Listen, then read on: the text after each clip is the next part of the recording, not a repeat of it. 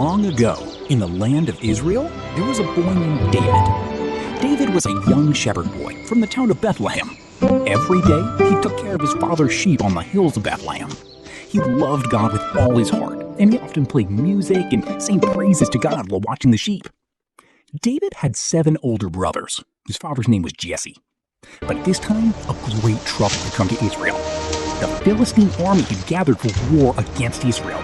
The Israelite army stood on one hill, and the Philistines stood on the hill across from it, with a valley between them. Then, from the Philistine camp, came a giant named Goliath of Gath. He was over 9 feet tall, covered in bronze armor, and carried a massive spear and shield. Every morning and evening, for 40 days, Goliath came out and shouted a challenge to Israel. He said, "Choose a man from your side to come fight me. If he wins, we will be your servants.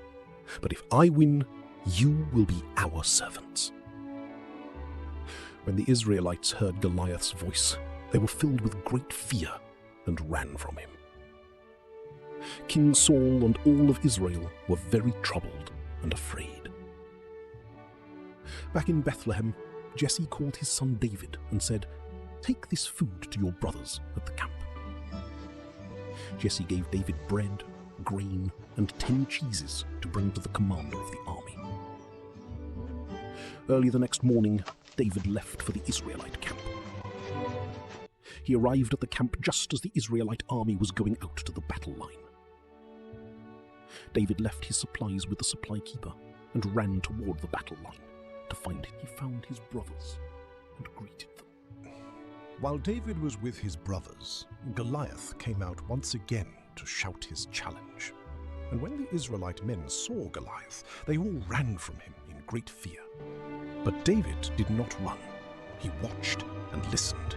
He asked the soldiers around him, "Who is this Philistine that he dares to defy the army of the living God?" The soldiers told David that the king had promised great rewards to any man who defeated Goliath. But David's oldest brother Eliab was angry. He said, "Why did you come here? Who is taking care of those few sheep you have? I know you. You just came to watch the battle." David answered, "What have I done wrong? I only asked a question." And he turned away from Eliab. David kept asking others about Goliath, and word spread through the camp about what David was saying. Someone told King Saul what David was saying, and Saul sent for David to come before him. David said to Saul, "Do not let anyone's heart fail because of this Philistine. I will go and fight him." Saul said to David, "You cannot fight this Philistine. You are only a young boy, and he has been a warrior all his life." David said, "I have been a shepherd. When a lion or a bear came to attack my father's sheep, I went after it and rescued the sheep. The Lord who saved me from the lion and the bear will save me from this Philistine too." King Saul looked at David and said, "Go, and may the Lord be with you." Saul tried to dress David in his own armor, a bronze helmet and a coat of armor. David tried to walk, but could not. He said to Saul, "I am not used to these. I cannot wear them." David took off the armor and went to a nearby stream. He picked up 5 smooth stones and put them in his shepherd's bag. Then he took his sling in his hand and walked toward Goliath. David walked out alone to meet Goliath in the valley. Goliath came closer, and when he looked and saw David, he was disgusted. Goliath looked at David and said, "Am I a dog that you come at me with a stick?" He cursed David and said, "Come here, and I will give your body to the birds and animals to eat." But David was not afraid. He looked back at Goliath and answered him boldly. David said, "You come against me with a sword, a spear, and a javelin, but I come against you in the name of the Lord Almighty, the God of the armies of Israel. This day the Lord will deliver you into my hands, and the whole world Will know that there is a God in Israel." As Goliath moved closer to attack, David ran quickly toward him. He reached into his bag and took out a stone.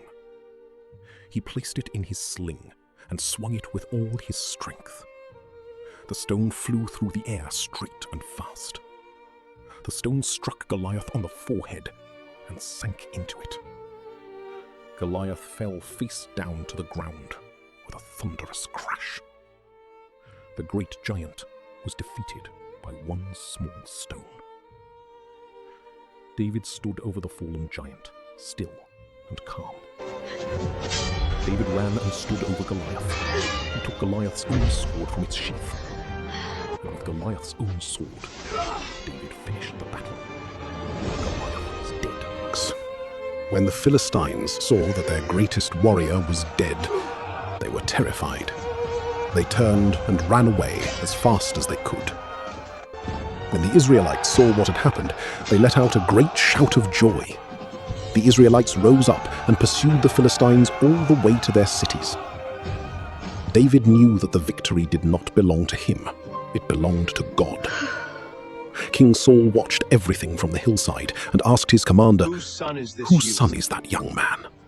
David came before Saul carrying Goliath's head, and Saul asked him about his family. David said to Saul, "I am the son of your servant Jesse of Bethlehem." That day there was great celebration in the Israelite camp.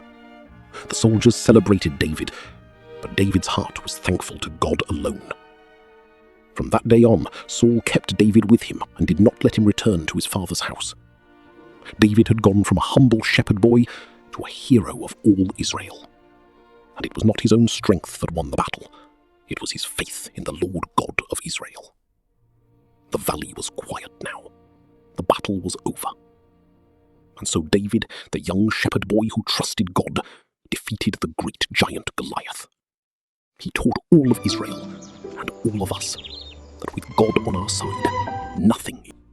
This is the true story of David and Goliath, found in the Bible in 1 Samuel chapter 17. May this story remind you that it is not the size of the person that matters, it is the size of their faith. David was just a boy, but he trusted God completely, and that made all the difference.